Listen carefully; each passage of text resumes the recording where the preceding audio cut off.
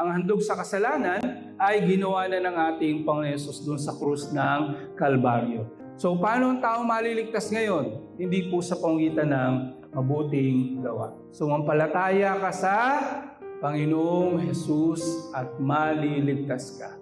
Ikaw at ang iyong sambahayan. Walang ibang bagay na makakapagbago sa pamilya ng isang tao kundi ang salita lamang po ng yan ang pinaka-effective.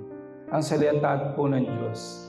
At kung marami pong pamilya ang naglilingkod sa Panginoon, lumalago po ang iglesia. Meron po silang kagalakan na magkaloob sa Panginoon sapagkat naroon yung pagkakataong mapasalamatan nila ang Diyos dahil nga doon sa kaligtasang kanila pong natanggap.